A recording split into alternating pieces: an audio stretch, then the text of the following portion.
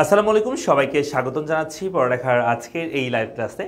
So আমরা নবম অধ্যায় পড়ছিলাম ফার্স্ট পেপারে, এবং নবম অধ্যায়ের আমরা একটু অংশ লাস্টে কিছু অংশ বাকি আছে, এটা আমরা একটু ক্লিয়ার করে দিব, তারপর আমরা দশম অধ্যায় করবো। যদিও 7:30 থেকে আমাদের দশম অধ্যায় ক্লাস নেওয়ার কথা ছিল। সো নবম অধ্যায়ের অংশটুকু একটু দেখা দিব, দেখা দেওয়ার পর আমরা দশম অধ্যায়টাই চলে আসবো। কেমন? দশম অধ্যায়টা আমরা আলোচনা করব। সো একটু আমরা ক্লাসটা একটু আমরা সবাই ঠিক মতো দেখতে শুনতে পাচ্ছ কিনা জানাই দিও, এবং বন্ধু বান্ধব যারা আছে তাদের একটু শেয়ার মেনশন করে দিবা, ঠিক আছে? আমিও তোমাদের সাথে শেয়ার করে দিচ্ছি। সো তোমরা একটু ক্লাসটা শেয়ার মেনশন করে দিবা যাতে সবাই যুক্ত হতে পারে আমাদের সাথে, ঠিক আছে, আজকের এই ক্লাসে। সো দশম অধ্যায় আমরা পড়বো একটু পরেই। আমরা নবম অধ্যায়ের একটু অংশ বাকি ছিল, কিছু অংশ বাকি ছিল, সেটা একটু আমরা ক্লিয়ার করে ফেলি। নবম অধ্যায়ের ওই অংশটুকু আমরা শেষ করে দশম অধ্যায়ে আমরা আগাবো ইনশাআল্লাহ, ঠিক আছে? মাহা আছে, কেমন আছেন ভাইয়া? ভালো আছি আলহামদুলিল্লাহ। ফারিহা আছে, সালাম দিয়েছে।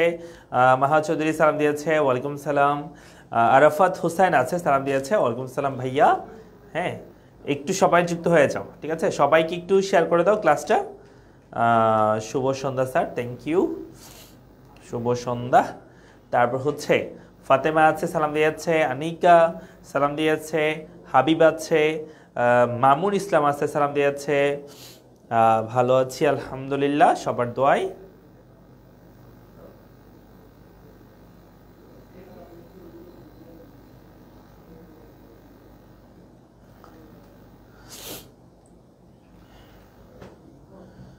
ওকে, সবাই চলে এসেছে?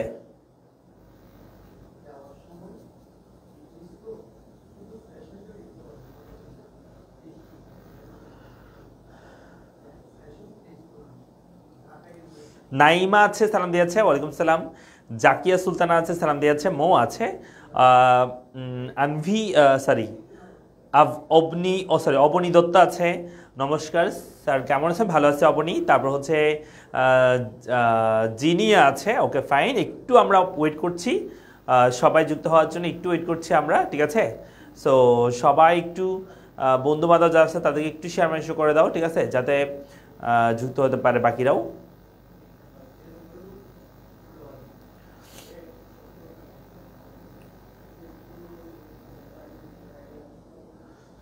ওকে, নুসরাত আছে, তারপর নুসরাত জাহান মেনশন করেছে। নাজমুল খান আছে, সালাম দিয়েছে।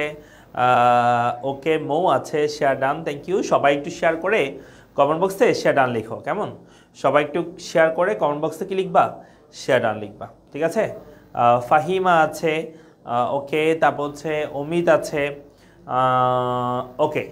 রোজি আছে, সালাম দিয়েছে, ওয়ালাইকুম সালাম। আরাফাত হোসেন আছে, বিনিয়োগ ব্যয় কিছু বুঝি নাই। আচ্ছা, কিছু বোঝো নাই? আচ্ছা, তুমি ক্লাসটা একটু আবার দেখে নিও, যে বিনিয়োগ ব্যয়টা বোঝো নাই বলতেছো, একটু আবার দেখে নিবা, ঠিক আছে? আমরা চ্যাপ্টার 9-এর কিছু অংশ, সামান্য কিছু অংশ বাকি আছে, সেটা একটু তোমাদেরকে দেখাই দিব। তারপর আমরা এই দশম অধ্যায়ে চলে যাবো। হ্যাঁ, কয়েকটা স্লাইড বাকি আছে। এই যে এটা আমাদের বাকি আছে, যে ভোগ এবং সঞ্চয় সমীকরণ হতে ভোগ এবং সঞ্চয় রেখা অঙ্কন। এটা একদম সিম্পল, যেভাবে আমি ভোগ রেখা আঁকছি সঞ্চয় রেখা সেভাবে আঁকতে হবে। কেমনে করবা বলো তো তোমরা? কেমনে করবা? এই যে এখানে একটা ওয়াই হবে, আচ্ছা। সো ওয়াই এর বিভিন্ন মানের জন্য সি এবং এস এর মানগুলো বের করবা, বের করে একটা সূচি করবা, দেন সূচি থেকে এরকম একটা চিত্র আঁকবা, ঠিক আছে? এটাকে তোমরা পারবা? একটু বলো তো।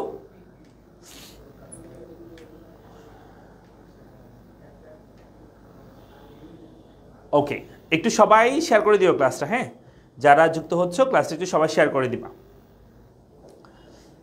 নাহিদা আছে, ওকে, সালাম দিয়েছে।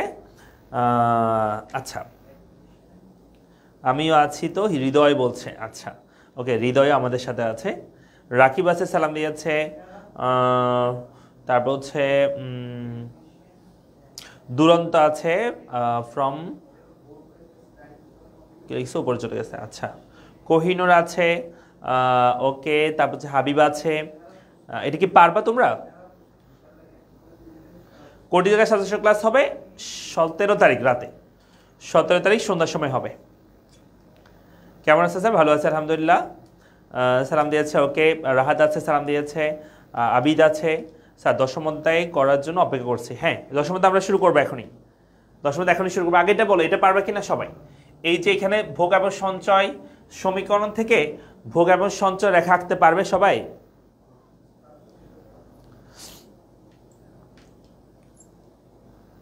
দেখাই দেন আল্লাহ কি বলে। আচ্ছা যাই হোক, এখানে প্রথমে লিখবা দেওয়া আছে লিখে এই দুটো লিখবা।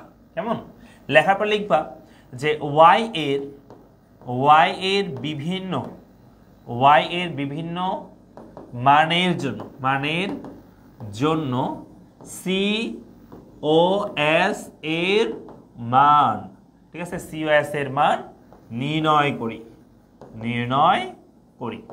আমরা y এর বিভিন্ন মানের জন্য C এবং S এর মান নির্ণয় করব, বুঝছো?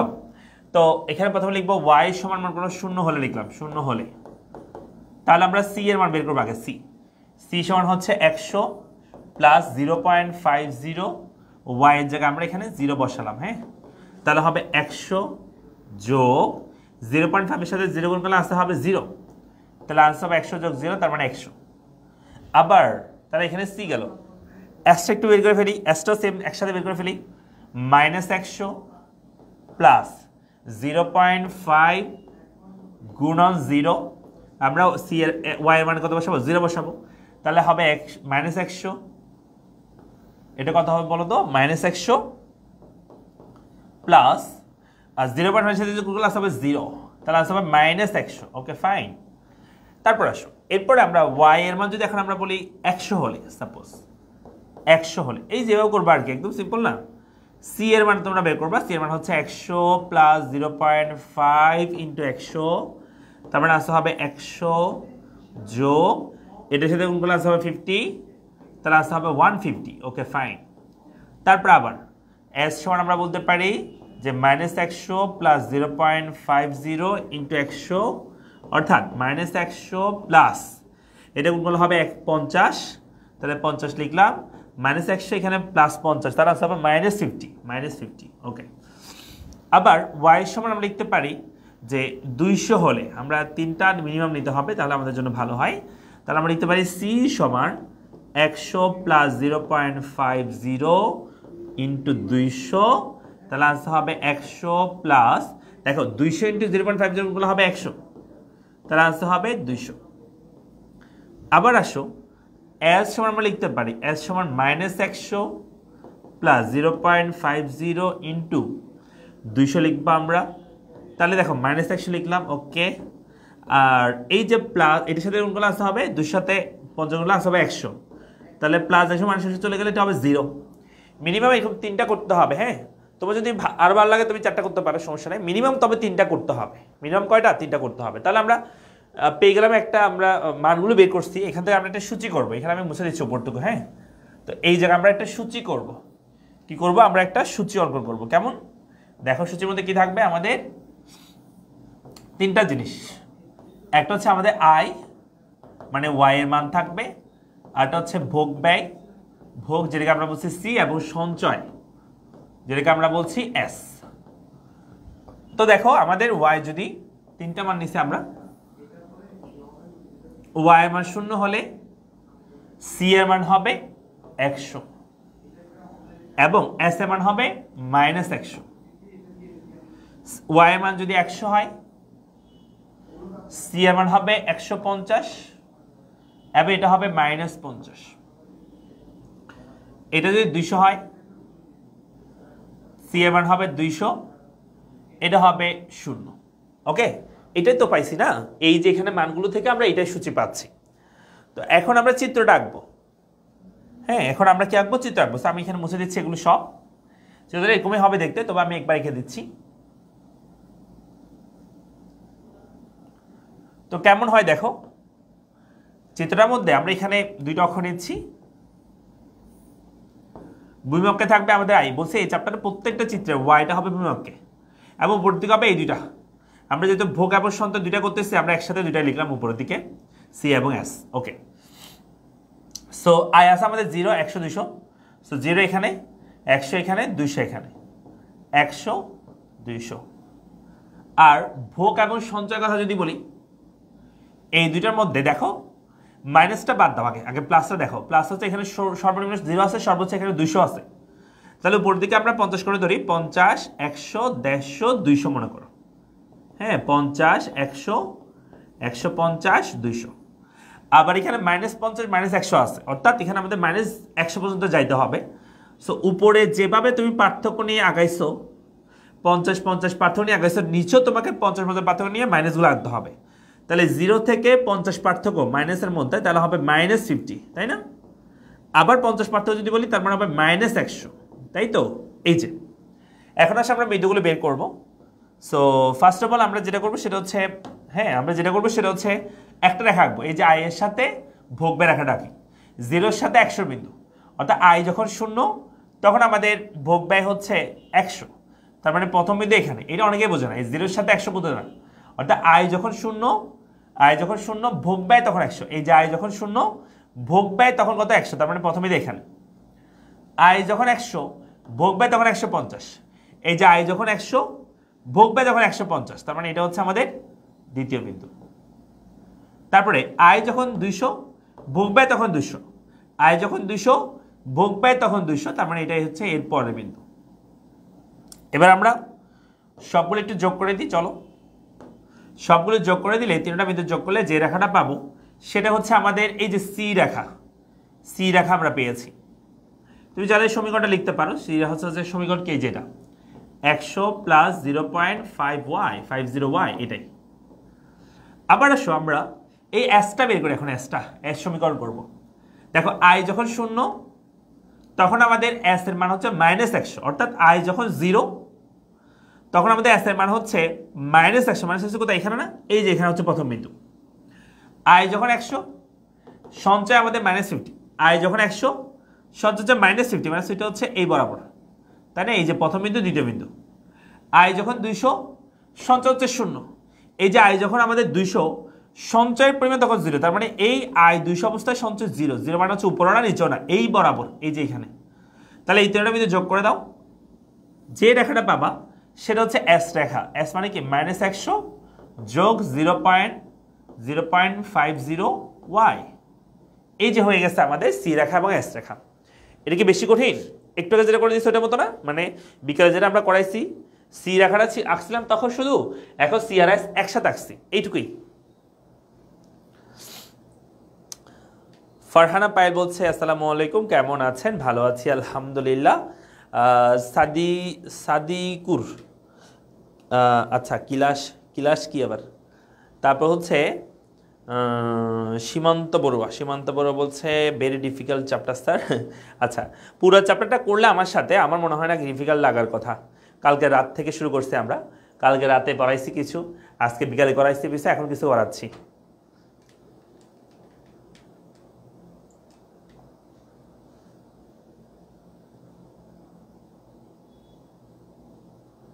চিত্রে ভাঙা অংশ দিয়ে করার দরকার নেই, তোমরা এটা বুঝো না তো, সেজন্য এভাবে আমি করি না। আমি সবসময় বলি যে একটা নির্দিষ্ট অনুপাতে করো, ঠিক আছে? একটা নির্দিষ্ট অনুপাতে করবা, ভাঙা অংশ ইউজ করার দরকার নেই।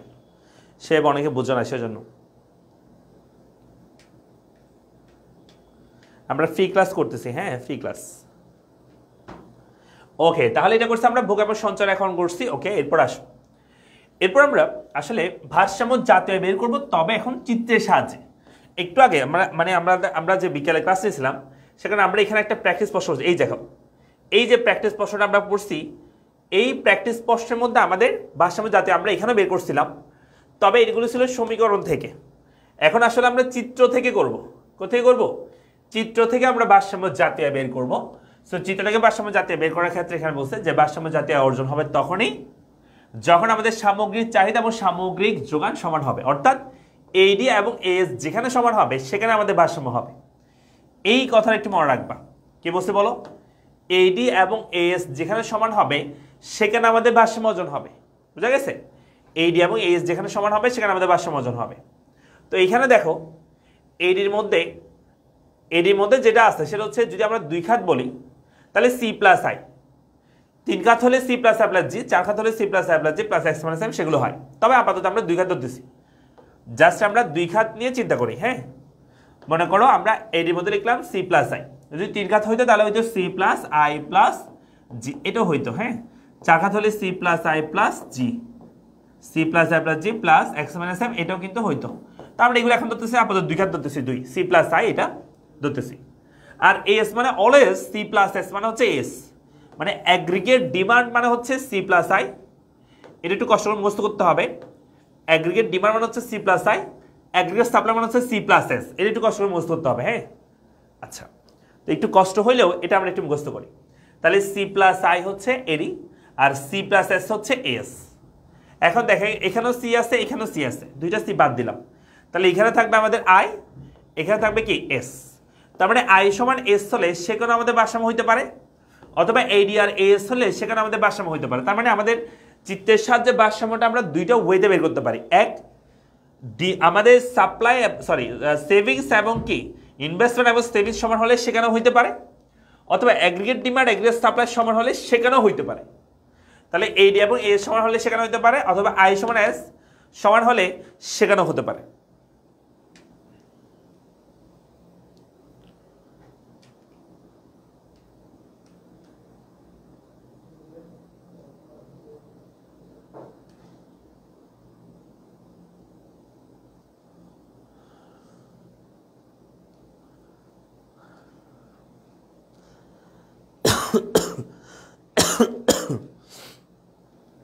আমরা কি বুঝছি? তাহলে এই তিনটা কথা মনে রাখতে পারবা যে ad সমান as হলে সেখানে ভারসাম্য হয়, আর ad মানে হচ্ছে c প্লাস i, as মানে c প্লাস s। তাহলে ad আর as সমান হলে সেখানে ভারসাম্য হয়, আরটা হচ্ছে i সমান s হলে সেখানে ভারসাম্য হইতে পারে। কথা বুঝছি? তাহলে আমরা এক নাম্বারটা করবো ফার্স্টে, এক নাম্বারটা এই যে i সমান s হলে ভারসাম্য সেটা আমরা করব, হ্যাঁ। তাহলে এটা আমি একটু তোদেরকে দেখাই। এই চিত্রটা এখানে ভুলে পড়ছে, এটা ওইখানে হবে চিত্রটা। আচ্ছা যাই হোক, আমি এখানে রেখে দেখাবো। দেখো, তাহলে আমরা ভারসাম্য জাতীয় আয় দুইভাবে নির্ণয় করতে পারি। এক নাম্বারটা আমরা করতেছি কোনটা, আই সমান এস হলে, ওই যে ইনভেস্টমেন্ট এবং সেভিংস সমান হলে যে ভারসাম্য জাতীয় আয় হয় সেটা আমরা বের করতেছি ফার্স্টে, হ্যাঁ। মানে দুই নাম্বারটা আগে করতেছি, এই যে এটা আগে করতেছি, তারপর এটা দিয়ে করবো, আমরা এটা দিয়ে করবো। আচ্ছা, তাহলে আই সমান এস হলে আমাদের কি হবে, ভারসাম্য হবে, অর্থাৎ সেভিংস এবং বিনিয়োগ, সঞ্চয় বিনিয়োগ যেখানে সমান হবে সেখানে ভারসাম্য হবে। আচ্ছা, তো এখানে একটা ছক দেওয়া আছে, ছকের মধ্যে দেওয়া আছে আয় মানে আমাদের যে জাতীয় আয় সেটা 300, 400, 500 কোটি। 300 কোটি অবস্থায় আমাদের সঞ্চয়ের পরিমাণ হচ্ছে 50, 400 কোটি যখন আয় তখন 100, 500 কোটি হলে তখন 150। আর এই যে বিনিয়োগটা, এই বিনিয়োগটা সবসময় স্থির আছে, স্থির। এখন স্যার বিনিয়োগটা স্থির থাকে কেন? বলা হচ্ছে যারা কেইনসীয় অর্থনীতি যারা ছিল, কেইনসীয় অর্থনীতি মানে হচ্ছে আমি বোঝাচ্ছি যে এই যে সামষ্টিক অর্থনীতি আমরা পড়তেছি, এই চ্যাপ্টার কিন্তু সামষ্টিক অর্থনীতি, তাই না? ফার্স্ট পেপারে চ্যাপ্টার 9 এবং 10 এবং সেকেন্ড পেপার পুরোটাই হচ্ছে আমাদের সামষ্টিক অর্থনীতি। এই সামষ্টিক অর্থনীতির জনক বলা হয় কেইনসকে, কেমন? আর কেইনসকে যারা অনুসরণ করত,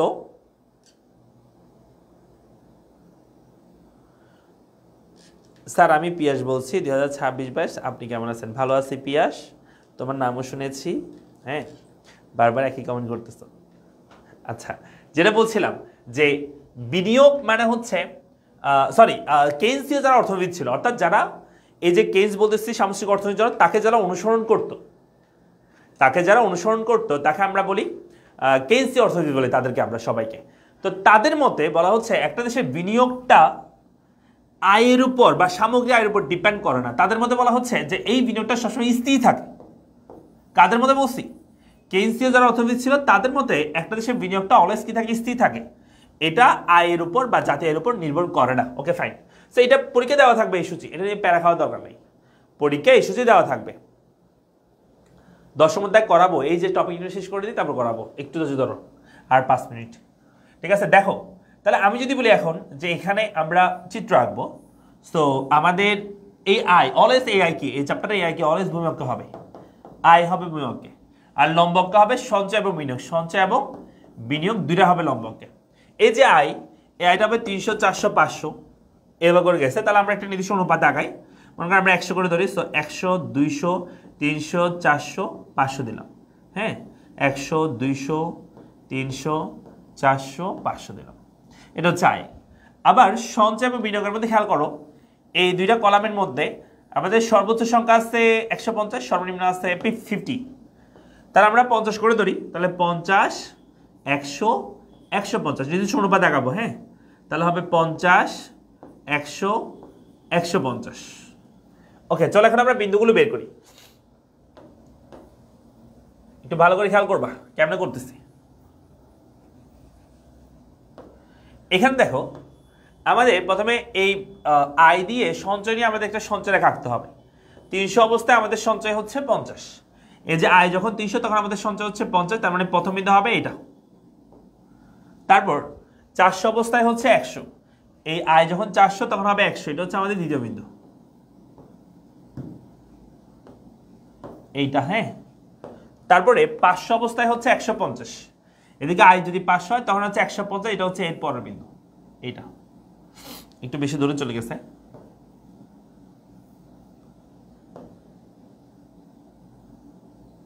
তাহলে এই দুইটা বিন্দু যোগ করে দিলে যে রেখাটা পাবো সেটা হচ্ছে আমাদের সেভিংস রেখা। সেভিংস রেখা। এখন চলে আসে আমরা বিনিয়োগ রেখাটা করি। আয় যখন 300 তখন বিনিয়োগ 100। দেখো আয় যখন 300 তখন বিনিয়োগ 100, তার মানে 100 অবস্থায় 300 প্রথম বিন্দু এখানে। তারপর 400 অবস্থায় কত 100, এদিকে 400 অবস্থায় 100, 400 এসে এটা হচ্ছে দ্বিতীয় বিন্দু। তারপরে 500 অবস্থায় কত 100, এদিকে 500 অবস্থায় কত হবে 100, এটা হচ্ছে দ্বিতীয় বিন্দু। এই সবগুলোতে যোগ করলে যেটা সেটা হচ্ছে ইনভেস্টমেন্ট রেখা। তো দেখো আমরা কি বলছিলাম, যেখানে আমাদের ইনভেস্টমেন্ট এবং সেভিংস সমান হবে সেখানে ভারসাম্য হবে। তোমরা আমাকে বলো এটা ইনভেস্টমেন্ট রেখা, এটা সেভিংস রেখা মিলিত হয়েছে কোথায়, এখানে না? এটা হচ্ছে আমাদের ভারসাম্য বিন্দু, যেখানে আমাদের এ আই সমান কি হচ্ছে এস হচ্ছে।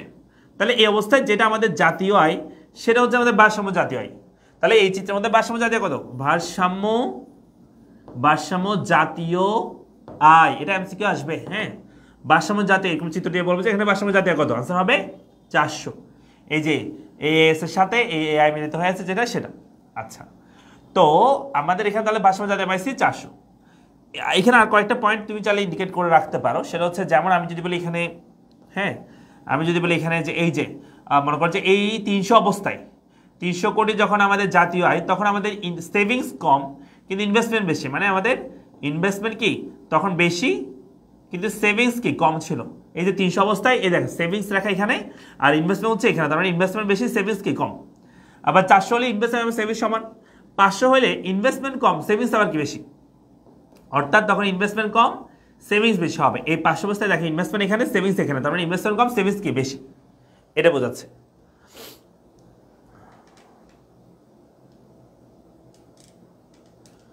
আমরা কি বুঝছি? ওকে গেল। তাহলে এটা করছি আমরা সঞ্চয় বা বিনিয়োগের সাহায্যে ভারসাম্য সমতার সাহায্যে ভারসাম্য জাতীয় আমরা করছি, এটা গেল।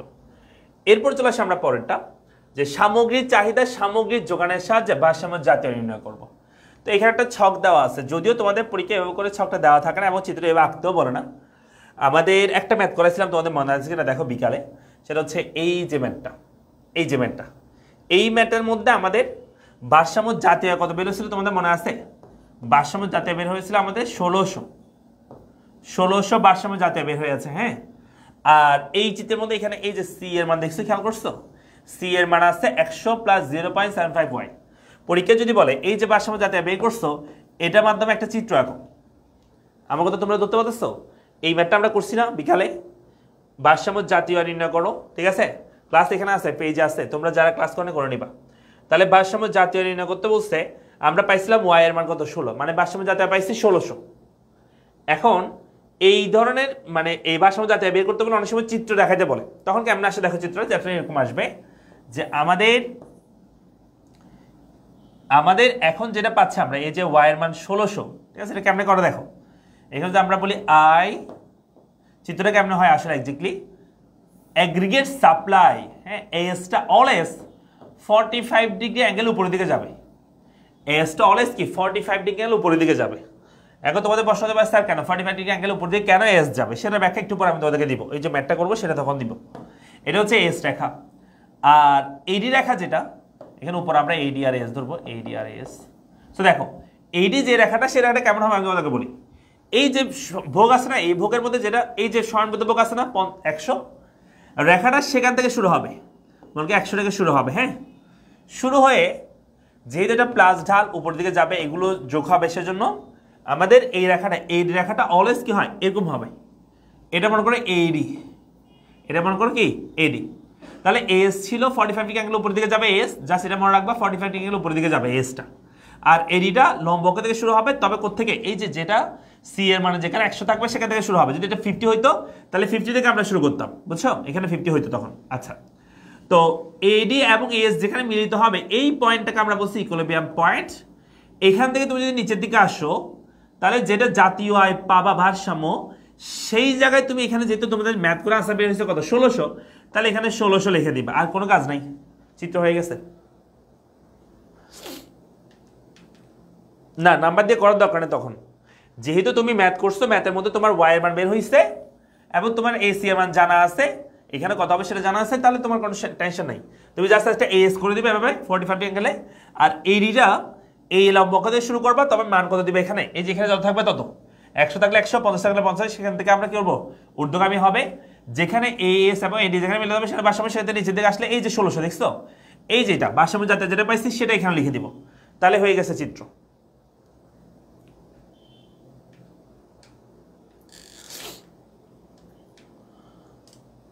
আমরা কি বুঝছি? আচ্ছা, তারপর আরেকটা প্রশ্ন করছিল না, এই যে সরকারি আয় বা সরকারি ব্যয় একসঙ্গে বৃদ্ধি পেলে ভারসাম্য জাতীয় উপর কি প্রভাব পড়বে সেটা যদি চিত্রের মাধ্যমে দেখাতে বলতো, তাহলে যেটা হইতো এই যে এই রেখাটা আরো উপরে শিফট করতো, আরো উপরে শিফট করে এরকম হইতো, এরকম এই রেখাটার নাম হইতো এডি। মনে করো যে এটা ছিল 0, এটা হয়েছে 1, মানে আগে ছিল প্রথমে 0 এডি, এখন নতুন হয়েছে এডি 1, মিলিত হবে মনে করো যে নতুন ভারসাম্য বিন্দুতে, সেটা মনে করো E1 বিন্দু, আগে ছিল E0, এখন হচ্ছে E1। সেখান থেকে নিচের দিকে আসলে সেটা কত হইতে জানো, ওই যে 2000 পাইছিলাম না আমরা, ওই যে 2000টা হইতো, তার মানে এডিটা জাস্ট শিফট করতো উপরের দিকে, এডি শিফট করতো, বুঝছো? আর তখন এখানে মানটা তুমি আসলে লিখতে পারতা না, কারণ 100 থেকে উপরে চলে যাচ্ছে, তো সেজন্য বোঝা যাচ্ছে না, তখন এটা লেখা যাবে না। এখানে তুমি মান এটা না দিলেও কিন্তু হবে, এই চিত্রে এই জায়গায় তুমি মানটা নাও দাও, 100 দেখেছো এখানে নাও দাও, তাও সমস্যা নাই, চিত্র হবে। হ্যাঁ, এইভাবে করলে হয়ে যাবে চিত্রের মধ্যে পরীক্ষায়।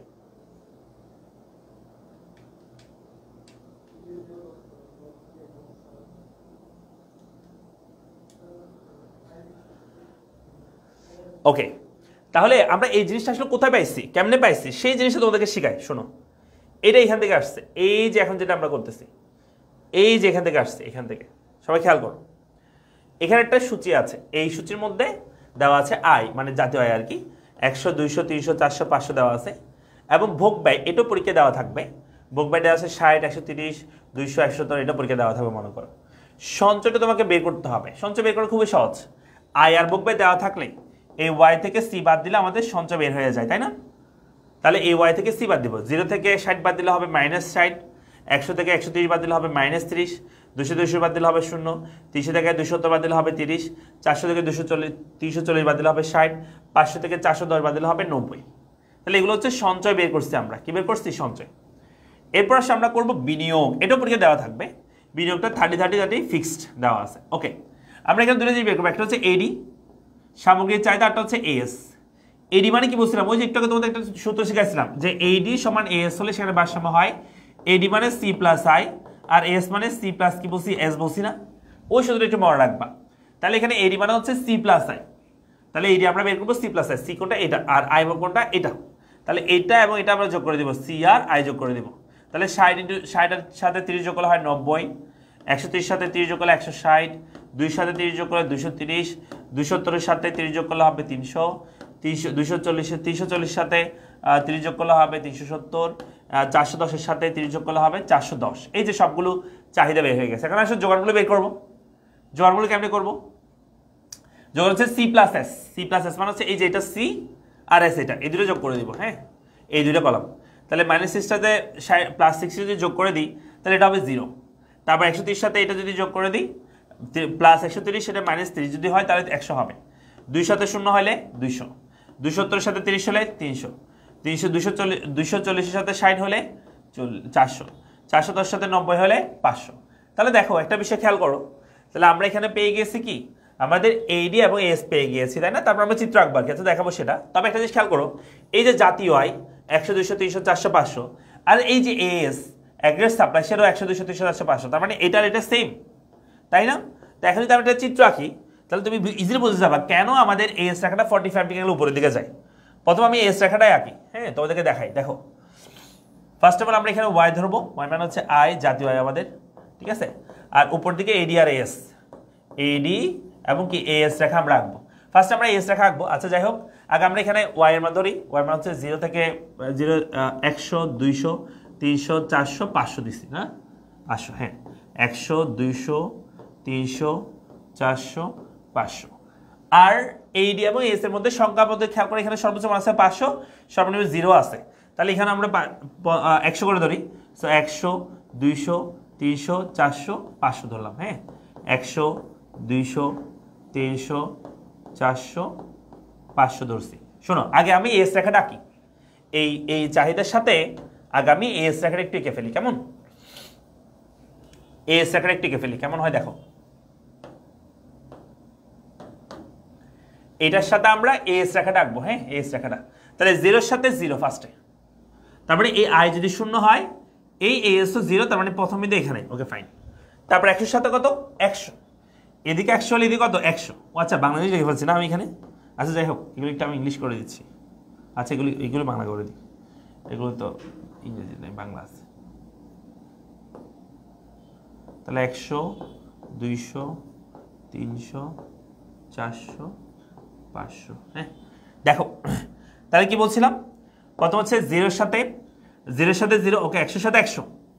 দ্বিতীয় বিন্দু হচ্ছে এখানে 100 তে 100। 3 নাম্বার 200 এর সাথে কত? 200। এই 200 সাথে 200, 300 সাথে 300, 400 সাথে 400, 500 সাথে 500। এবার ওই সবগুলো বিন্দু যোগ করে দিই 0 থেকে। এটাকে আমরা বলবো এস রেখা, এস। তো এটাকে কেন আমি 45 ডিগ্রি উপর দিকে গেছে বুঝছো? শোনো, একটা রেখার আমি যদি একটা রেখা 45 ডিগ্রি অ্যাঙ্গেল উপর দিয়ে গেছে, এটার বৈশিষ্ট্য কি জানো? এখানে স্বাধীন চলক যে হারে পরিবর্তন হয়, অধীন চলকটাও এই স্বাধীন চলক যে হারে পরিবর্তন হচ্ছে, অধীন চলকটাও একই হারে পরিবর্তন হচ্ছে, এটা বোঝায়। তা আমি যেহেতু বলছি এটা যত এখানে তত, এটা যেভাবে বাড়তেছে এটাও সেমভাবে বাড়তেছে, সো যার কারণে এই রেখাটা 45 ডিগ্রি অ্যাঙ্গেল উপর দিকে যায়। এই কথা বুঝছো কিনা বলো সবাই? এই কথা কি সবাই বুঝছো? আমার কথাটা কি সবাই বুঝছো? কেন এস রেখা 45 ডিগ্রি অ্যাঙ্গেল উপর দিকে যায়?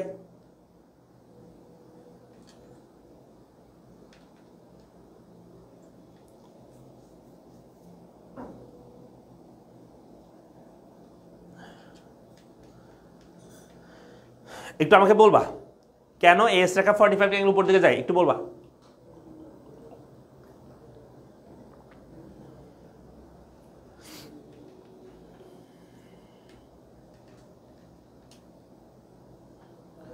ওকে আচ্ছা, যদি বুঝতে পারো তাহলে আসলে আমরা এডি রেখা আঁকি। এখন এডি রেখা হচ্ছে এটার সাথে এটা করবো আমরা।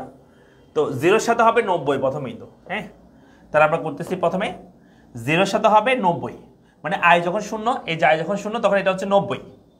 তাহলে আই 0 হলে 90 মানে হচ্ছে এই জায়গা বিন্দুটা প্রথমেই এখানে। তারপর আই 100 হলে এটা 160, আই 100 হলে এটা হবে 160, 160 মানে হচ্ছে এটা যদি 100 হয় 200 হয়, 250, 260 হচ্ছে এই জায়গায় দ্বিতীয় বিন্দু। আই যদি 200 হয় 230, আই যদি 200 হয় এটা হবে 230, 230 মানে এটা 250, 230 মানে হচ্ছে এইটুক, এটা। আবার 300 হলে এটা হবে 300, এইদিকে 300 হলে এটা হবে 300, বিন্দুটা হচ্ছে কোথায়? এখানে। তারপর 400 হলে এটা হবে কত? 370, এদিকে 400 হলে এদিকে হবে কত? 370, তাহলে 300, 400, 370 হচ্ছে এই জায়গায়। 500 হলে এখানে হবে 440, এদিকে 500 হলে এদিকে হবে 440, তো 400, 500 এটা 440 এই জায়গায়। তাহলে এই বিন্দুগুলো সব যোগ করে দিই আমরা। যে রেখাটা পাবো সেটা হচ্ছে এইডি রেখা। কি রেখা? এইডি রেখা। বুঝছো তো তোমরা বিষয়টা? তাহলে ওই যে একটু আমি চিত্র রেখে দিয়েছিলাম না তোমাদেরকে, এটা যদি হয় এস, এডি কি এরকম হয় দেখছো না? এডি কি হয়? এরকম হয়ে থাকে, তাই না? যেখানে মিলিত হবে সেখান থেকে নিচের দিকে আসলে তুমি ভারসাম্য জাতীয় হয় পাবা। তাহলে এখানে তুমি আমাকে বলো যে এডি, এডি, এই যে এইডি রেখাটা, হলুদ রেখাটা এবং এস রেখা মিলিত হয়েছে এখানে না? এই যে এখানে হচ্ছে আমাদের ভারসাম্য বিন্দু, এটা হচ্ছে আমাদের কি ভারসাম্য বিন্দু। এখান থেকে যদি আমরা নিচের দিকে আসলি, এই যে 300, এটা হচ্ছে ভারসাম্য জাতীয় আয়। এটা কি বলে? আমাদের ভারসাম্য জাতীয়, যেখানে আমাদের এইডি এবং এর সমান হবে। এখানে বোঝা যাচ্ছে, এই যে এখানে তুমি দেখো, এখানে আমাদের এইডি এবং এর সমান হচ্ছে এই যে অবস্থায়, যে এখানে 300 যখন জাতীয় হয় তখন এইডি এবং এস কি সমান হয়, তাই না? তাহলে এখানে আমাদের আনসার হবে এইটা। এটা এখানে ভারসাম্য জাতীয় আয়, ভারসাম্য জাতীয় আয় ভারসাম্য জাতীয় আয় হচ্ছে 300 কোটি বা 300 এত একক, সেটা লিখতে হবে। এই সূচি তোমার বইতে কোনো বইতে নাই, হ্যাঁ, এটা শুধুমাত্র আমি ছাড়া এই সূচিটা তোমার কোনো বইতে নাই, কোনো জায়গায় নাই, হ্যাঁ। তো এটা তোমাদেরকে বুঝাইছি কেন, যাতে এই চিত্রটা কেমনে আসে সেটা বুঝাইছি। মানে এই যে চিত্রটা আমরা এঁকে দিই, এটা এডি রেখা, এস রেখা 45 ডিগ্রির মধ্যে যায়, জাস্ট তোমাদের বইতে এটা রেখা আছে যে 45 ডিগ্রির উপরের দিকে যায় এই রেখাটা, কিন্তু কেন সেটা রেখা নাই এখন বুঝছো কিনা দেখো, কেন এই রেখাটা উপর দিকে যায় 45 ডিগ্রির উপর দিকে যায় সেটা বুঝছো কিনা দেখো। কারণ এখানে এটা যে হারে পরিবর্তন হয় এটাও সেম হারে পরিবর্তন হয়, তাই বুঝছো। এই সূচি তুমি যদি অন্য কোনো জায়গায়, অন্য কোনো বইতে, অন্য কোনো জায়গায় দেখো, তার মানে সেগুলো আমাদের বই থেকে নেওয়া হয়েছে, হ্যাঁ, বা আমার লেকচার থেকে নেওয়া হয়েছে।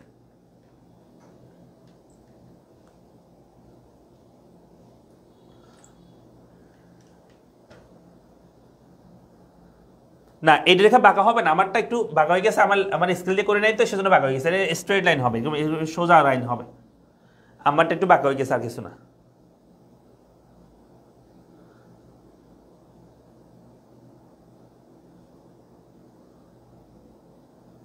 বুঝছি, তাহলে দেখো এটা হইছে। এখন যদি বলে পরীক্ষায় যে কোনো কারণে যদি এখানে এই যে আমরা এখানে লিখছি এই যে চাহিদার মধ্যে সি প্লাস আই লিখছি কিন্তু, তাই না, শুধু সি আর আই, যদি বলে যে এখানে নতুন একটা খাত যদি যুক্ত হয়, জি যুক্ত হয়, তাহলে ভারসাম্যের উপর কি প্রভাব পড়বে, হ্যাঁ, জি যুক্ত হইলে তাহলে কি হবে, এই যে রেখাটা আমরা এখানে আসছি হলুদ রেখাটা, সেটা আরো উপরের দিকে শিফট করবে, আবার উপরের দিকে শিফট করে এটার নাম দিলাম মনে করি, এটা ছিল 1, এটা ছিল মনে করো 2 হয়েছে, তাহলে আমাদের আগের এই ভারসাম্য রেখার সাথে মিলিত হচ্ছে কোথায়, এখানে মনে করো এখানে, তাহলে এখান থেকে নিচের দিকে আসলে পাবো 400 কোটি, অর্থাৎ তখন 400 কোটি হবে যখন এই রেখাটা উপরের দিকে শিফট করবে, এডিটা নতুন একটা খাত যুক্ত হবে সি প্লাস আই এর সাথে, এই সামগ্রিক চাহিদার মধ্যে সি প্লাস আই এর সাথে যদি বলে যে সরকার একটা নতুন খাত যুক্ত করছে বা সরকারি ব্যয় যোগ হয়েছে এটার সাথে, তাহলে রেখাটা আরো উপরে শিফট করবে, তখন জাতীয় আয়টা আরো বাড়বে, ভারসাম্য জাতীয় আয় আরো বৃদ্ধি পাবে।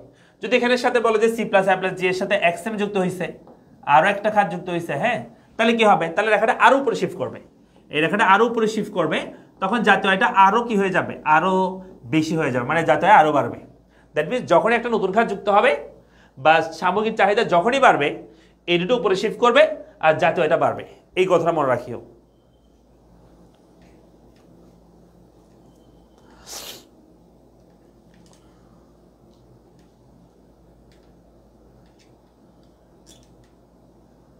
পরীক্ষার সূচি যদি, হ্যাঁ, সূচি পরীক্ষা তো দেওয়া থাকবে, যদি দেওয়া থাকে তাহলে তো করার দরকার নেই, যদি দেওয়া না থাকে তাহলে তো এটা যদি তুমি চিত্র রাখতে পারবে না, বুঝছো, সো দেওয়া থাকবে। যদি পারো পরীক্ষার সময় থাকে তাহলে সূচি করবা, না করলেও সমস্যা নেই, সূচিত্র রাখলেও হবে, তবে সূচি করাটা সুন্দর। হ্যাঁ, চিত্রগুলো অবশ্যই বর্ণনা করতে হবে একটু। আচ্ছা, তাহলে আশা করি আমরা নবম অধ্যায় বুঝতে পেরেছি। এটার উপর আমি সিকিউ সলভ, জ্ঞানমূলক সব কিছু আমি সলভ করাবো। আমাদের ওই যেটা এখানে কিছু জ্ঞানমূলক দেওয়া আছে এগুলো পড়বা, জ্ঞানমূলকগুলো পড়বা, আর এটার উপর সিকিউ সলভ এবং হচ্ছে কোন জায়গায় সাজেশন সেটা আমরা করব। সেটা আমরা যে 17 তারিখ, হ্যাঁ, মানে পরশু দিন যে ক্লাসটা আমরা নিব কোটি টাকা সাজেশন ক্লাস, সেখানে আমি ডিটেলস তোমাদেরকে সেখানে আমি পড়াবো, বুঝছো, সেখানে আমি ডিটেলস আলোচনা করব। আচ্ছা, তো তাহলে আমরা আরেকটা ইয়া করি, ঠিক আছে।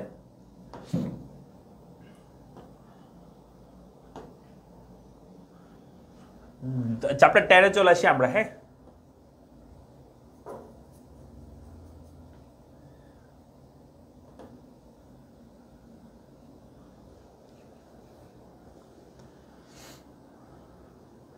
ওকে, আমরা চ্যাপ্টার 10 অর্থাৎ এটাকে আমরা বলি যে মুদ্রা ও ব্যাংক, ঠিক আছে, মানি ও ব্যাংকিং, এই চ্যাপ্টার 10 একদম লাস্ট চ্যাপ্টার।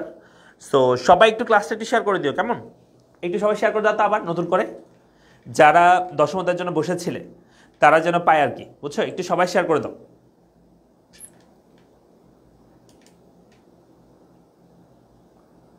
সবাই একটু ক্লাসে শেয়ার করে দাও, একটু কষ্ট করে সবাই একটু শেয়ার করে দাও, কেমন, একটু কষ্ট করে সবাই একটু শেয়ার করে দাও ক্লাসটা। কক পিডিএফ আলাদা করে দিন, আলাদা কেমনে করবো আবার, কত কাজ করাচ্ছ।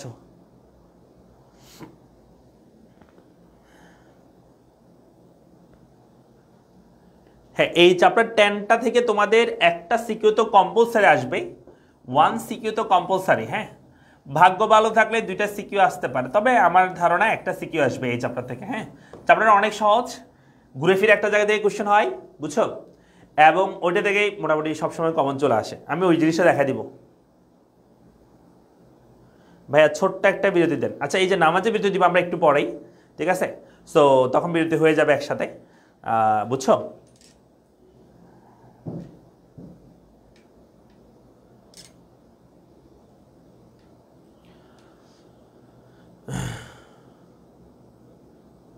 পিয়াস বলছে আপনার ক্লাস অনেক ভালো লাগে, যখন আমার ক্লাসটা করেন আমার নামটা ধরেন আরো বেশি ভালো লাগে, তাই নাকি? আচ্ছা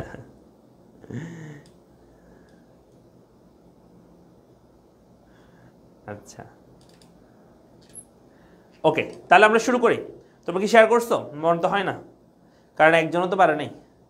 একটু শেয়ার করে দাও, আমরা 10 মতোটা শুরু করি। সবাই একটু শেয়ার করে দাও। এই যে চ্যাপ্টার 10 এখনই শুরু করতেছি।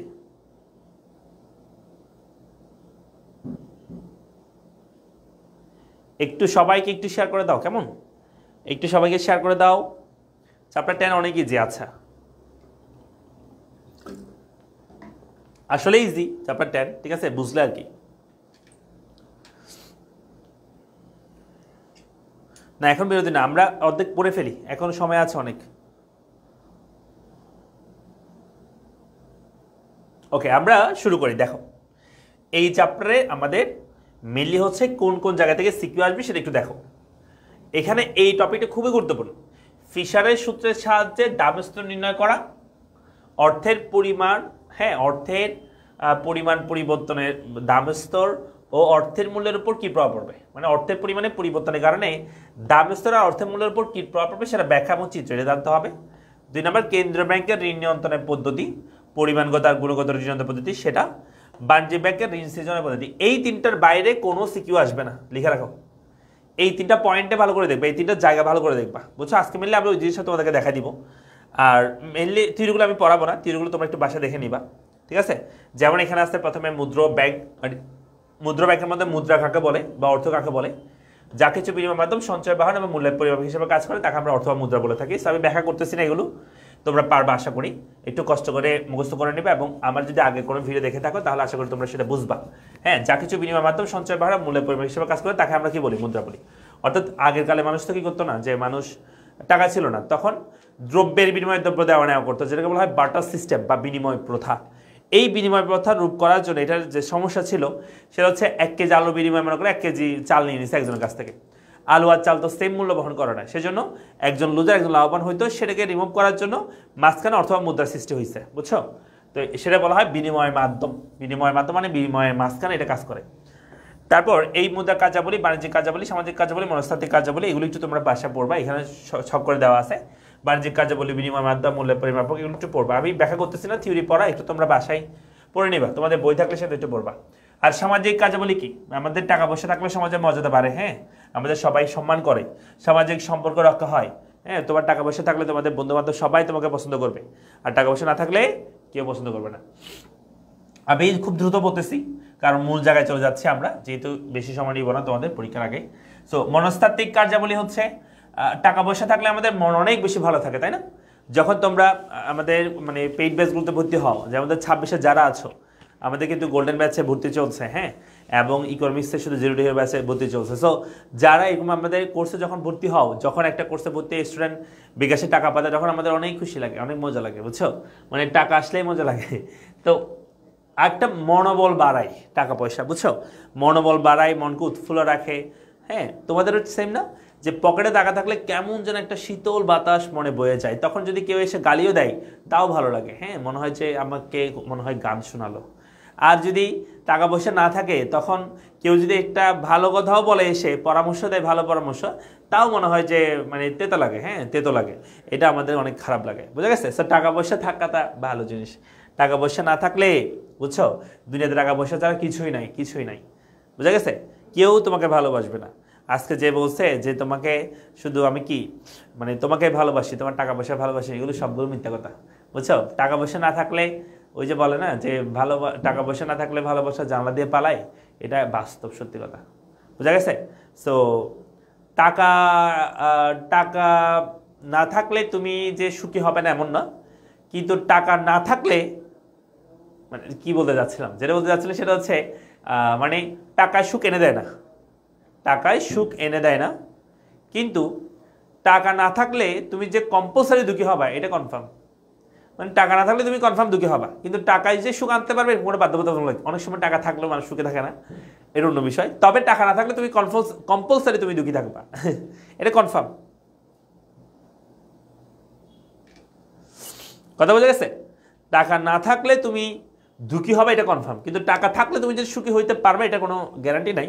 থাকলে হইতে পারো, না হইতে পারো, এটা আর কি। সো টাকা পয়সা ইনকাম করতে হবে। হ্যাঁ, টাকা ছাড়া কিছু ভালো লাগে না। আচ্ছা, এরপর আসো এই যে কার্যাবলীগুলো এখানে বসতে, বাণিজ্যিক কার্যাবলী কী কী এগুলো একটু পড়ে দেখবা, এই আর কি। সামাজিক কার্যাবলীগুলো কি, অর্থের গুরুত্বগুলো কি, হ্যাঁ এগুলো একটু পড়বা। আর মুদ্রা দুই প্রকার, বিহিত মুদ্রা। বিহিত মুদ্রা মানে হচ্ছে সরকার কর্তৃক বা সরকারের অনুমোদিত কোনো প্রতিষ্ঠান দ্বারা যে মুদ্রা ইস্যু করা হয় সেটাকে আমরা বিহিত মুদ্রা বলি। মানে কেন্দ্রীয় ব্যাংক অথবা অর্থ মন্ত্রণালয় কর্তৃক যে টাকা ছাপায় সেটা দুই ধরনের হয়, সসীম বিহিত মুদ্রা আর অসীম বিহিত মুদ্রা। সসীম বিহিত মুদ্রা মানে হচ্ছে যেই মুদ্রা দ্বারা একটা নির্দিষ্ট লিমিট পর্যন্ত লেনদেন করা যায়, যেমন ধরো 1 টাকা, 2 টাকা, 5 টাকার কয়েন, হ্যাঁ কয়েন, এগুলোকে বলা হয় সসীম বিহিত মুদ্রা। আর অসীম বিহিত মুদ্রা কোনগুলো?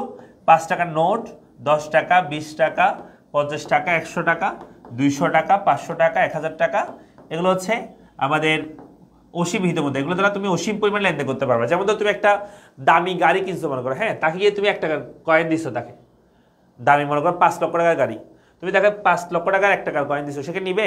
যে বিক্রেতা সে বলবে যে ভাই আমি 1 টাকার কয়েন তোমাকে 2 টাকা নিতে পারবো না, আমাকে আপনি বড় টাকা দেন। কিন্তু মনে করো তুমি একটা গাড়ি কিনতে গেছো, তুমি তাকে 500 টাকার নোট দিলা বা 1000 টাকার নোট দিলা, সে কিন্তু নিয়ে ফেলবে, নিবে না? নিবে, অবশ্যই নিবে। তাই এই টাকা দ্বারা অনির্দিষ্ট পরিমাণে লেনদেন করা যায়, এটাকে অসীম বিহিত মুদ্রা বলে। আর এটাকে সসীম বলা হয় কারণ এটা দ্বারা নির্দিষ্ট লিমিট পর্যন্ত লেনদেন করা যায়। তবে এখানে কনফিউশন আছে, এই 5 টাকা নিয়ে একটু কনফিউশন আছে, তো মনে রাখবা 5 টাকার কয়েন থাকলে সেটা সরাসরি আনসার হবে। আর যদি এমন দেখো যে কোনটি সসীম বিহিত মুদ্রা, প্রশ্ন করছে কোনটি সসীম বিহিত মুদ্রা কোনটি, অপশন দিচ্ছে 1 টাকা, 2 টাকা, 5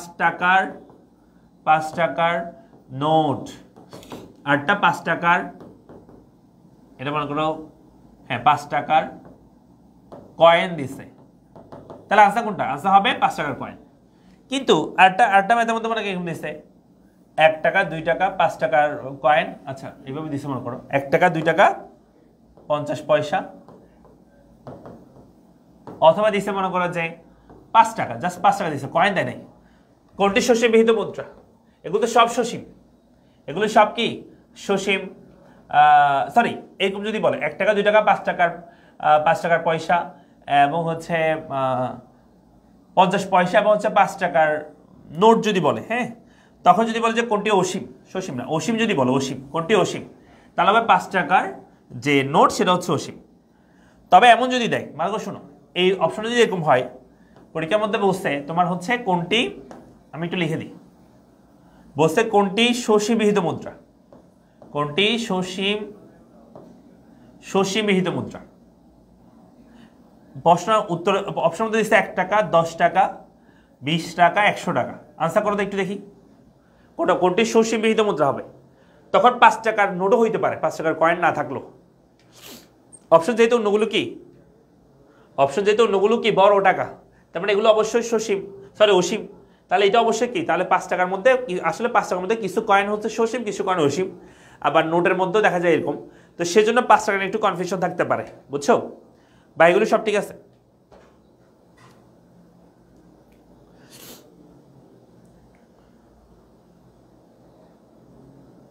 কথা বুঝছি? আচ্ছা এরপর আসো, তাহলে হচ্ছে এটা গেল, তাহলে সসীম বিহিত মুদ্রা, অসীম বিহিত মুদ্রা কাকে বলে এটা একটু পড়বা ভালো করে, এটা গেল। তাহলে এরপর আসতেছে ঋণ আমানত, পরোক্ষ আমানত, প্রত্যক্ষ আমানত, এগুলো একটু পড়ে দেখবে, এগুলো বেশি গুরুত্বপূর্ণ না। ঋণ আমানত মানে হচ্ছে আমানতের পরিমাণ আর কি, হ্যাঁ। তো এটা 3 ধরনের হয়, পরোক্ষ আমানত, প্রত্যক্ষ, সরি এটা প্রথমত 2 ধরনের, প্রত্যক্ষ আর পরোক্ষ। সরাসরি যখন ব্যাংকে আমরা টাকা জমা করি সেটা বলা হয় প্রত্যক্ষ, আর পরোক্ষ মানে হচ্ছে যখন ব্যাংক কাউকে ঋণ দেয়, তখন ব্যাংক সরাসরি ঋণ দেয় না, তাকে ওই ঋণের বিপরীতে একটা অ্যাকাউন্ট খুলতে পারে, সেই অ্যাকাউন্টে টাকাটা ট্রান্সফার করে দেয়, সেটা এক ধরনের আমানত ব্যাংকের জন্য, সেটাকে আমরা পরোক্ষ আমানত বলি। তার মানে সরাসরি ব্যাংকে যখন টাকা জমা করতেছো সেটা প্রত্যক্ষ আমানত, আর যখন তুমি ব্যাংক থেকে ঋণ নিচ্ছ তখন যে ব্যাংক তোমার একটা আমানত হিসাব খুলতে পারে, সেই অ্যাকাউন্টে তারাই নিজেরাই জমা করে, সেটা বলা হয় পরোক্ষ আমানত। আচ্ছা এরপর আরও কিছু আছে, এরপর আসতে হচ্ছে আরেকটা জিনিস ছিল, সেটা হচ্ছে ঋণ আমানত ছিল 8টা এরকম, যে তোমার চলতি হিসাব, সঞ্চয় হিসাব এবং মেয়াদি হিসাব, হ্যাঁ চলতি আমানত, মেয়াদি আমানত, সঞ্চয় আমানত, ঠিক আছে। সো চলতি হিসাব মানে হচ্ছে যেখানে তুমি ইচ্ছা মতো টাকা জমা রাখতে পারবে, নিতে পারবা, ওই যেটা আমরা কারেন্ট অ্যাকাউন্টস বলি, কারেন্ট অ্যাকাউন্টস, অর্থাৎ ব্যাংকে যে কারেন্ট অ্যাকাউন্ট খোলা হয় সেটা, যেখানে তুমি ইচ্ছা মতো টাকা জমা রাখতে পারবা, সপ্তাহে ইচ্ছা মতো টাকা তুলতে পারবা, ডেলি যত বেশি ততবার, এটাকে বলা হয় চলতি আমানত। এটা বিনিময়ে ব্যাংক তেমন একটা সুদ দেয় না। আর 2 নম্বর হচ্ছে সঞ্চয় আমানত। বেশিরভাগ ক্ষেত্রে আমরা জনগণ যে অ্যাকাউন্টগুলো খুলি সেগুলো সঞ্চয় আমানত খুলি। এগুলোতে তুমি একটা লিমিট পর্যন্ত টাকা উত্তোলন করতে পারবা। যেমন ধরো তুমি ডেলি যত বেশি তত টাকা জমা দিতে পারবা, কিন্তু তোলার ক্ষেত্রে যখন আসলে কার্ড ছিল না, কার্ড, তখন সর্বোচ্চ সপ্তাহে 2 বার তোলা যাইতো। এখন কার্ড থাকার কারণে তুমি যত বেশি তত তুলতে পারবা, তবে একটা লিমিট থাকে যে সর্বোচ্চ তুমি একদিনে কয় টাকা তুলতে পারবা। যেমন একদিনে সর্বোচ্চ 50,000 বা 40,000 এরকম একটা লিমিট থাকে, বুঝছো, কার্ডের মধ্যেও। এটাকে আমরা সঞ্চয় হিসাব বলি। আরটা আছে মেয়াদি হিসাব, মেয়াদি আমানত। মেয়াদি আমানত হচ্ছে যখন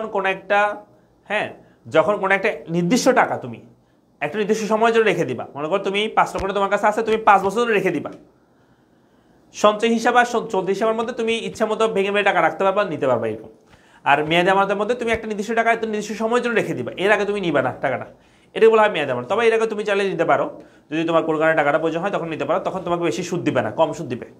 আসলে মেনলি চলতি হিসাবে তেমন একটা সুদ দেয় না ব্যাংক, আর সঞ্চয় হিসাবে কিছুটা সুদ দেয়, আর মেয়াদি হিসাবে সবচেয়ে বেশি সুদ দেয়। তবে টাকাটা যত মেয়াদে বলতেছো তত মেয়াদে রাখলে, না রাখলে ব্যাংক তোমাকে কিছুটা হয়তো সুদ দিতে পারে যদি অনেকদিন রাখো।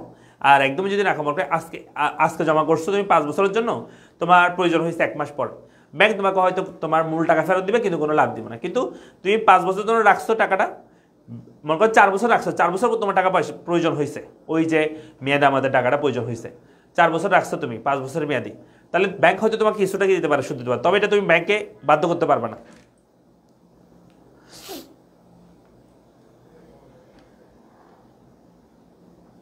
হ্যাঁ, ব্যাংক অ্যাকাউন্ট থাকতে হবে। তোমরা যারা ব্যাংক অ্যাকাউন্ট খুলো নাই, ব্যাংকে গিয়ে ব্যাংক অ্যাকাউন্ট খুলবা, প্রত্যেকে পরীক্ষা দিয়ে ফেলো। হ্যাঁ, 19 তারিখ পরীক্ষা দিয়ে তারপর একটা ব্যাংক অ্যাকাউন্ট খুলবা, প্রত্যেকে ব্যাংক অ্যাকাউন্ট খুলবা। আচ্ছা, এরপর আসতেছে অর্থের মূল্য, যেটাকে আমরা বলি ভ্যালু অফ মানি, ঠিক আছে। অর্থের মূল্য বলতে আসলে কি বোঝানো হয়?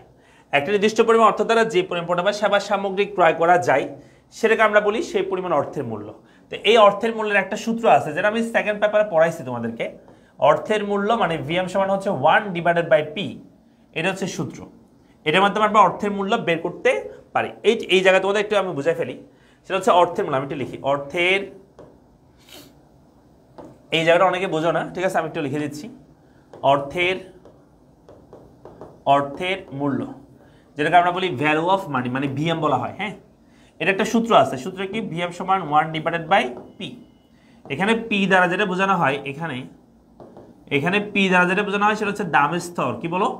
দামের স্তরকে বোঝানো হয়। আচ্ছা, আমি যদি বলি যে মনে করো 2024 সালে বাংলাদেশের দামের স্তর দেওয়া আছে, দামের স্তর দেওয়া আছে 100 টাকা, মানে জিনিসপত্রের গড় দাম দেওয়া আছে আর কি। দামের স্তর মানে হচ্ছে গড় দাম, বুঝছো? একটা দেশের জিনিসপত্রের গড় দামকে আমরা দামের স্তর বলি।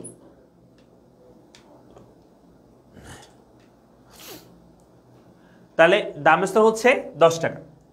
আবার বলছে 2025 সালে এই দামের স্তরটা বৃদ্ধি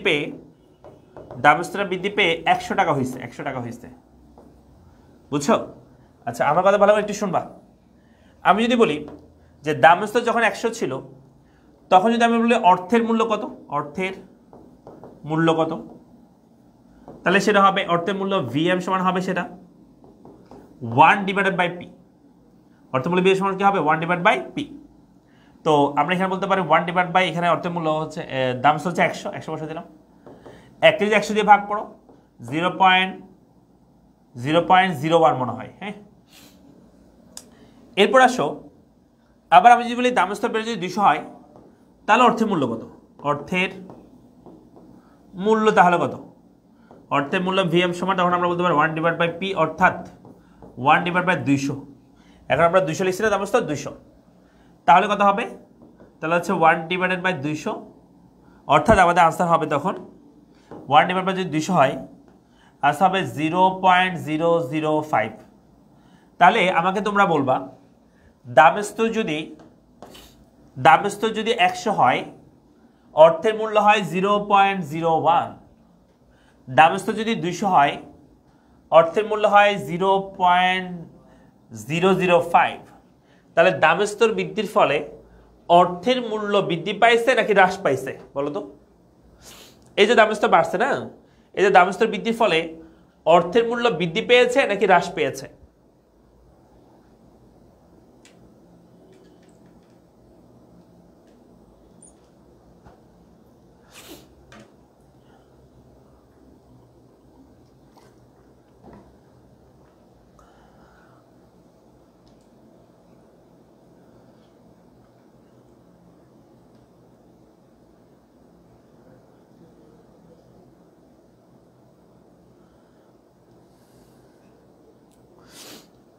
অ্যাকাউন্টে টাকা দেওয়ার মতো টাকা না থাকলে মানুষের কাছ থেকে ধার ভিক্ষা করবা, ঠিক আছে? করে তোর হলে কিছু টাকা জমা ফেলবা, বুঝছো? এটা কাজে দিবে ফিউচারে। আর জমানোর মানে ইয়া থাকবে, মানে টেন্ডেন্সি হবে, যখন তোমার ব্যাংকে টাকা অ্যাকাউন্ট থাকবে তখন তোমার টাকা জমা দিচ্ছে করবে।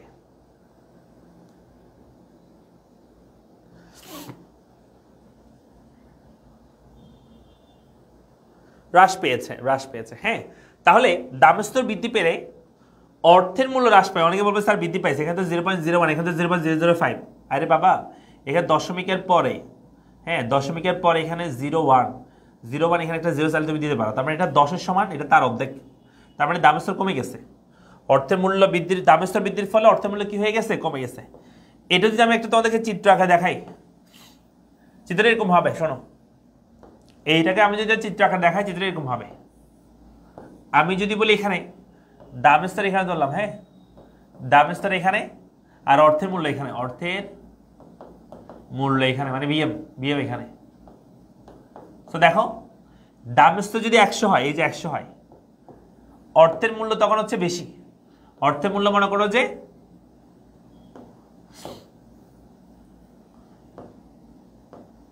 দামের স্তর যদি 100 হয়, অর্থের মূল্য হয় 0.010, আর দামের স্তর যদি 200 হয়, অর্থের মূল্য হয়ে যায় 0.005। তো এইটাকে আমরা যদি এখন যোগ করে দিই, এটা যদি স্ট্রেট লাইন করা যায়, আমি যদি এটাকে একটা এরকম স্ট্রেট লাইন করি, একটা সরল রেখা করি, তাহলে এটা একটা ভুল হয়ে যাবে। হ্যাঁ, এই রেখাটা স্ট্রেট লাইন হবে না, এটা হবে একটা কার্ভ। এটা কি হবে? এই রেখাটা একটা কি হবে? কার্ভ হবে। কার্ভ মানে হচ্ছে এরকম একটা বাঁকা হবে, একটু বাঁকা হবে এরকম। এখন প্রশ্ন স্যার কেন? এটাকে বলা হয় ভিএম সমান 1/p। সো এটাকে পরীক্ষা বলছে যে, আমি তোমাকে বলছি এই রেখাটা একটা কার্ভ হবে। এখন প্রশ্ন স্যার কার্ভ কেন হবে? এগুলো আমি পড়াইছি তোমাদের, যখন প্রথম পত্রের ক্লাস করাইছি আমি, তখন পড়াইছি একটা রেখা কেন কার্ভ হয়। এই রেখাটা আমি চারিদিকে স্ট্রেট লাইন করতে পারতাম, কার্ভ কেন করছি? কারণ আসলে এটা যদি স্ট্রেট লাইন করতাম, আমি এই রেখাটা যদি আমি একটা স্ট্রেট লাইন করতাম, তাহলে এটা বুঝাইতো একটা সময় গিয়ে এটার এই যে দামের স্তর, মানে যেটা যদি ভূমিকে স্পর্শ করতো, তার মানে সে অবস্থা অর্থের মূল্য 0 বোঝাইতো। 0 অর্থের মূল্য তখন কত? 0 বোঝাইতো, যখন এটাকে স্পর্শ করতেছে। এখানে এই পয়েন্টে যখন স্পর্শ করতেছে, তখন অর্থের মূল্য 0 বোঝাইতো। আবার যদি রেখাটা এখানে স্পর্শ করে, এই যে লম্বককে, তার মানে সে অবস্থায় দামের স্তর 0 বোঝাইতো। দামের স্তর কি বোঝাইতো? 0 অবস্থায় এটা হইতো না, এই যে অর্থের মূল্য যাই হোক, কিন্তু দামের স্তর কি বোঝাইতো? 0 বোঝাইতো। কিন্তু বাস্তবিক অর্থে এই যে দামের স্তর অথবা অর্থের মূল্য কোনোটাই 0 হইতে পারে না। তুমি কি দেখছো যে একটা দেশের সব জিনিসের দাম 0? দামের স্তর কখনো 0 হইতে পারে? সব জিনিসের দাম 0 হইতে পারে? দামের স্তর 0 কখনোই না। আবার একটা দেশের অর্থের মূল্য, মানে অর্থের কোনো ভ্যালুই নাই, টাকার কোনো মূল্যই নাই, এরকম হইতে পারে? তাও হইতে পারে না। সেজন্য এই রেখাটা স্ট্রেট লাইন না হয়ে এই রেখাটা কি হবে? একটা কার্ভ হবে। এই রেখাটা কি হবে বলতো? একটা কার্ভ হবে, মনে থাকবে? ওকে, তাহলে এটাকে আমরা বলবো এই রেখাটা একটা কার্ভ হবে, ঠিক আছে?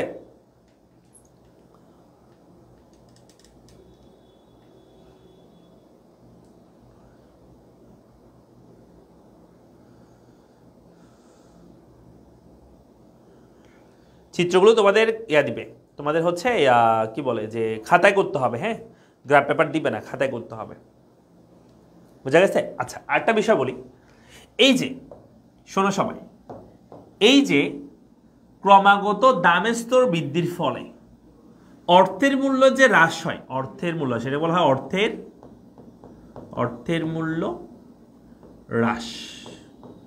এইটাকে বলা হয় মুদ্রাস্ফীতি। তাহলে মুদ্রাস্ফীতি কি? ক্রমাগত দামের স্তর বৃদ্ধির ফলে অর্থের মূল্য হ্রাস পাওয়াকে, যে হ্রাস পাচ্ছে, হ্রাস পেয়ে কমে যাচ্ছে, এইটাকেই বলা হয় মুদ্রাস্ফীতি। আরেকটা বিষয় আছে মুদ্রার সংকোচন, সেটা হচ্ছে অপোজিট। যদি দামের স্তর যদি হ্রাস পায়, দামস্তর যদি কি পায় হ্রাস পায়, অর্থের মূল্য বৃদ্ধি পায়। দামস্তর হ্রাস পেলে অর্থের মূল্য কি পাবে? অর্থের মূল্য বৃদ্ধি, অর্থের মূল্য বৃদ্ধি পাবে। তাহলে দামস্তর হ্রাস পেলে অর্থের মূল্য বৃদ্ধি পাবে, এইটাকে বলা হয় মুদ্রা সংকোচন।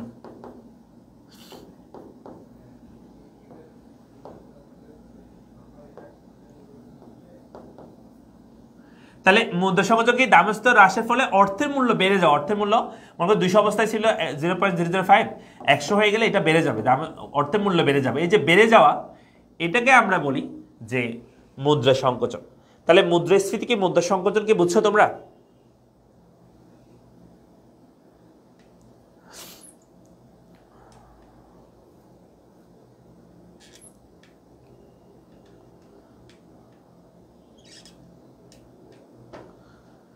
গ্রাফ পেপার লাগবে না, খাতায় করবা, খাতায় খাতায় খাতায়, সবাই খাতায় করবা। কথা বোঝা গেছে?